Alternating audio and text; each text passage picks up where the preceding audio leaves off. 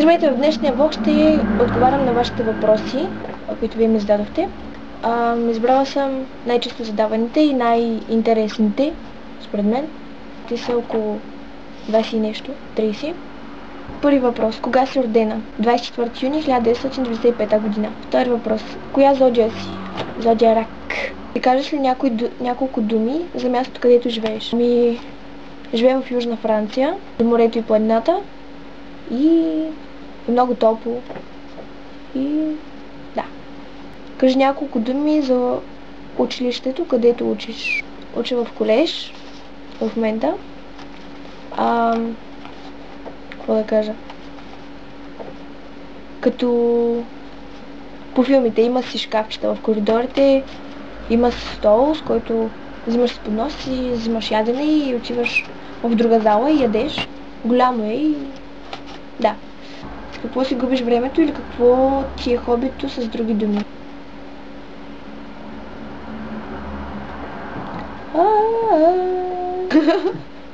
Обичам да пея, макар че да не мога. Брат ми се смее. Да, и постоянно ми казва, че не мога да пея. Не ме подкрепя. Обичам да рисувам, да танцувам и това не го мога. И се занимавам с любителска фотография. Шести въпрос. Шести въпрос. Какво харесваш или не харесваш в приятелите си? Нямам много приятели. Не харесвам това, че съм с тях. Че са тук. В мене. Какво харесвам в тях? Че дори да са малко, са истински и са го доказали не по веднъж. Не един път. За какво мечтаеш най-често? Да стана фотограф. Професионален. По какви гаджета си падаш? Да знам. С леко дълга коса и малеко. И да уважават мен и приятелите ми и семейството ми. Това е най-важно. Каква музика харесваш? Аз слушам всичко. Зависи от компанията и от настроението. Каква искаш да станеш като пораснеш? Професионален фотограф. Какво мислиш за времето, в което живеем? Каква епоха искаш да живееш, ако можеш да избираш? Да знам, от една страна е хубаво, от една страна е гадно, защото децата, които в момента растат, нямат също детство, което ние сме имали. Малко по-големите от тях. И е хубаво, защото има всякакви техники, с които може да правиш всичко. По-голям избор има от колкото аз като бях дете. Коя епоха искаш да живееш, ако можеш да избираш? Не помня как се казваше, обаче там деца с тези големите рокли, те са с корсети, където са някакви странни прически, де живеят в замъци и яздят коне и да, супер яко. Какво обичаш да ядеш най-много? Рачешки ролца и кремчета, с плътчета. И да. Ако имаше магическа сила, то тя щеше да е да мога да чета мисли и да спирам времето. Защо? Защото, когато можеш да четеш мисли, няма си слаб ученик и въобще в живота всичко ще правиш правилно. Предполагам. И защо да спирам времето? Защото ще имам време да правя нещата, които до сега не съм имала време да правя. И да се усъвършенствам в нещата, които искам. Спортуваш ли? Понякога. Домашен любимец? Да, имаме два. Аз и брат ми имаме по едно куче. Неговото куче е френски булдог, моето е плачеща блонка. И двете са много сладки, едното е черно, другото е бяло. И са много хубави. И неговото се казва Мартина, моето се казва Лайти. Двете са женски, са много красиви. И са много милички, с най-хубавите домашни любимци на света и най-добричките, и най-миличките, и най-красивите, и най-сладките. Цвят на косата, цвят на очите. Естественият ми цвят на косата е черен, в момента е някакъв като тъмно кафяво, с червени оттенъци и някакви такива неща. И цвят на очите е тъмно кафяв. На колко си? На колко изглеждам?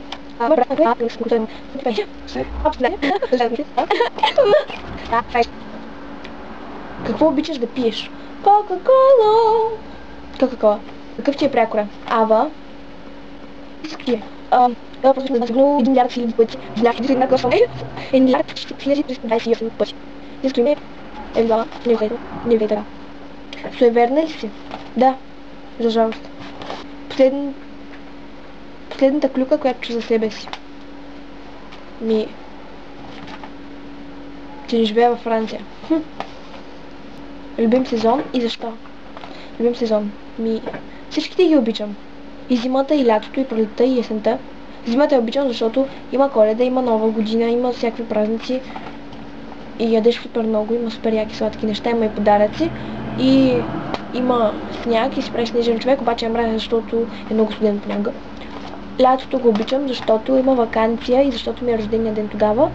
И защото... Знам, защото е хубаво. Обаче пък е гадно понякога, защото е много топло. Пролетта... Не знам. Още е студено. Есента най-ми харесва, защото не е нито топло, нито студено. Има дъжд, което понякога ми харесва. И... Друго? Да, есента, предполагам. Любим филм. Любим ми филм е Тетрадката. И защо? Защото повече обичам романтични филми. Нещо е романтичен драма. И го обичам, защото всеки път, когато гледам, защото съм гледал милиарди пъти, всеки път, когато гледам, някакси, да знам, кара хората да вярват в истинската любов и да. Любима марка дрехи. Пимки, Дженифър, H&M. Да. Говориш ли си сама? Очевидно.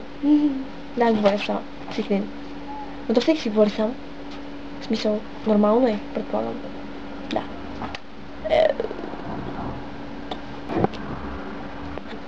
И това бяха въпросите. Не отговори само на един, два, не. Май пропуснах някой момент. Кой е твоят идол и защо? И пише актьор, актриса, певец, певица или така нататък. Моят идол не е актьор, не е актриса, не е певец, не е певица. Моят идол е моята мама, която много обичам. Тя е моят идол, защото е направила страшно много за мен и за брат ми. Винаги се е борила за да получим най-доброто. И винаги е мислила за нас, преди всичко останало.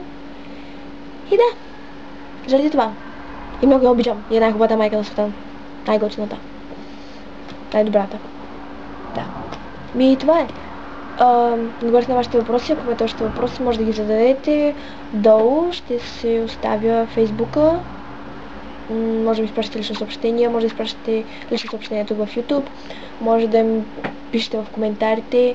Между другото, ако искате, може да отговорите на тези въпроси. Аз ще ги напиша долу в описанието на клипа. И да, това е. И ако искате, може да зададете въпроси в Ask.fm. Ще поставя линк на профила там. И да, това е. Благодаря ви, че гледахте това видео и до следващия път.